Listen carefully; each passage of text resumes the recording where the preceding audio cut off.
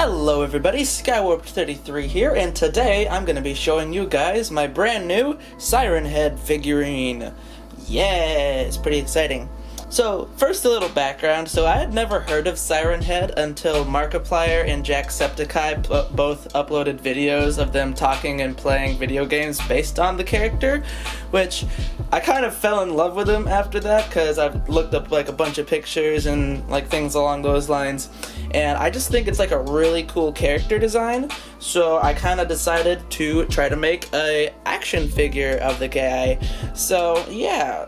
Now, right off the bat, I just want to say that some people say Siren Head is an SCP, but I don't actually think he was officially made as an SCP originally, so I'm just gonna let Siri do the talking and kind of explain Siren Head's origins real quick for you guys.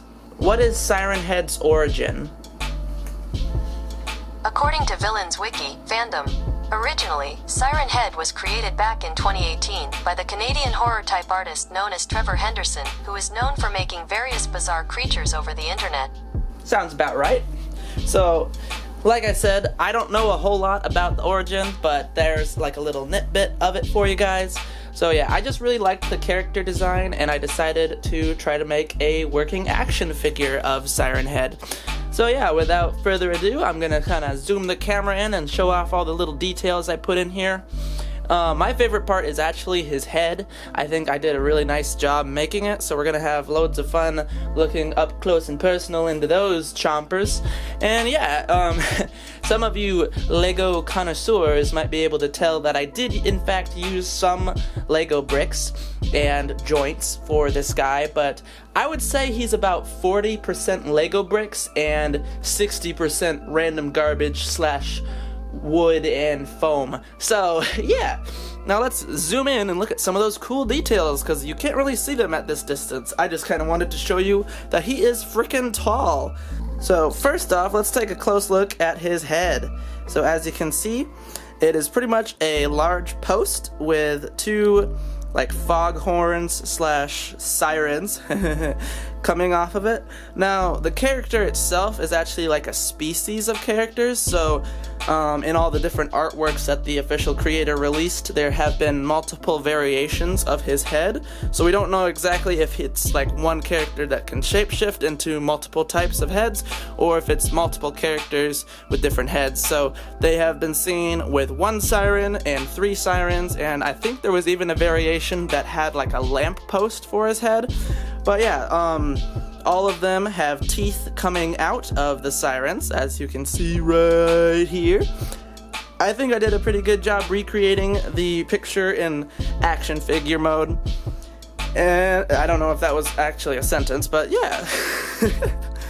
I am really happy with how this guy turned out.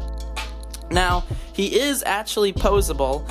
I just have him in a standing position at the moment, mainly because I'm worried that if I pose him too much, the paint is going to scrape on his joints. So if I ever decide to use him in a project, I will be making him move around and pose and like walk and stuff, but at the moment I'm just going to keep him in this pose because I put a clear coat on his joints and stuff, but I was messing around with him earlier, and his the paint was starting to like scrape off, because I think it's just the Legos I used for the joints are kind of like really close together, so like enough friction kind of makes the paint rip off. So I don't want to like ruin him right away or anything, but I'm definitely gonna try to use him in some future projects down the line.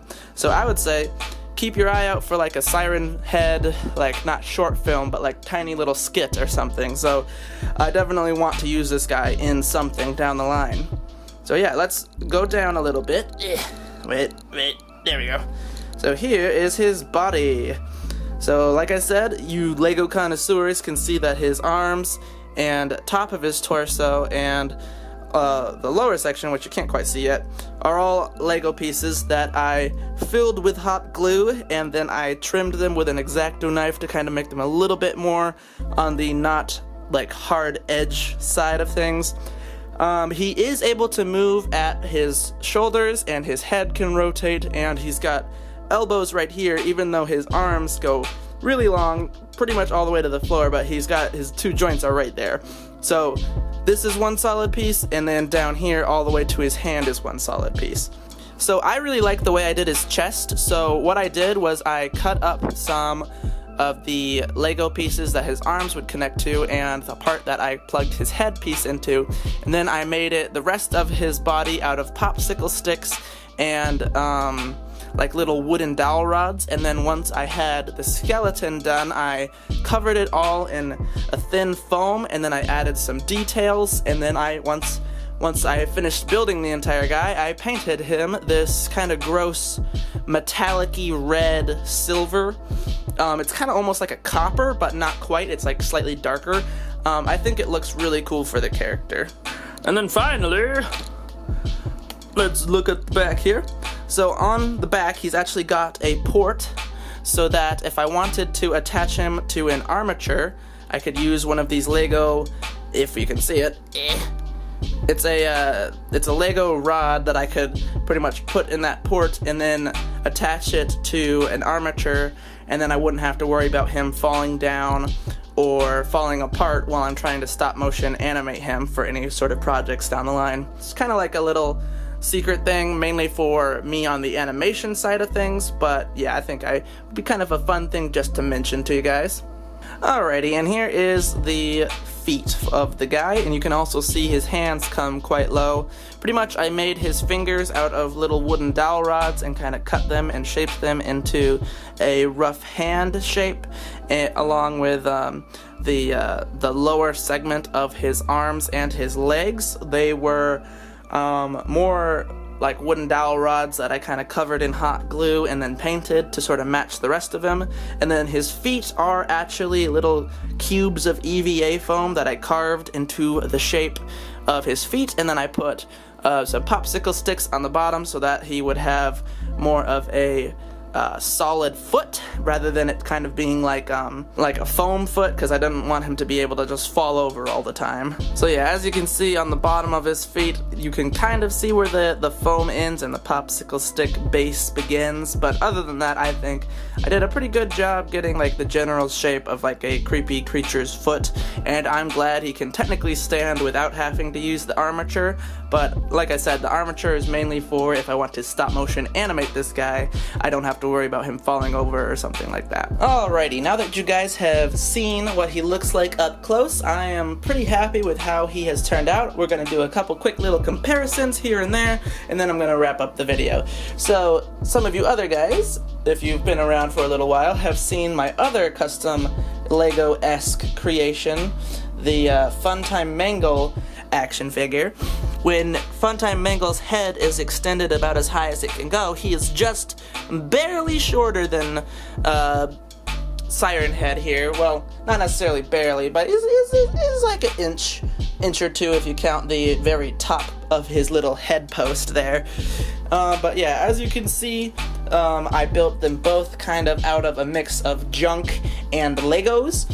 And sadly, I am officially out of all of my good Lego pieces that I brought over from my house, so I might have to run over to my parents' house and dig into my stash of Legos to try to find some more Poseable pieces that I can totally rip apart and turn into custom monstrosities like this. So, since some people consider him an SCP, I will kind of show you the scale of him with SCP-173. As you can see, the peanut or potato or whatever you guys like to call him is much shorter, also has trouble standing. But yeah, so this is if you want to get technical, I now have 2 SCP related characters, but like I said at the start of this video, I don't think Siren Head is technically officially an SCP, but yeah. Alrighty guys, I hope you really did enjoy this little Siren Head showcase video I did.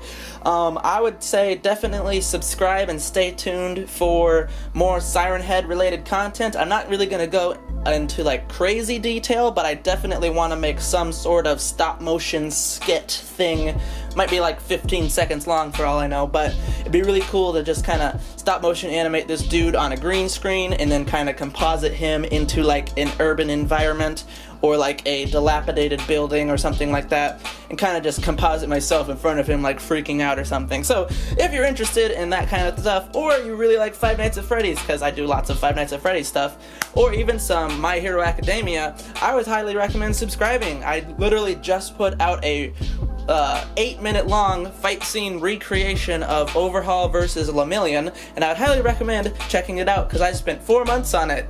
Alright, with that much being said, guys, I hope you enjoyed this quick showcase, and yeah, hopefully you are gonna have a good day. Stay inside, don't get eaten by a siren head monster, and yeah, God bless, have a wonderful day. Oh, bye-bye now! How do I turn these off?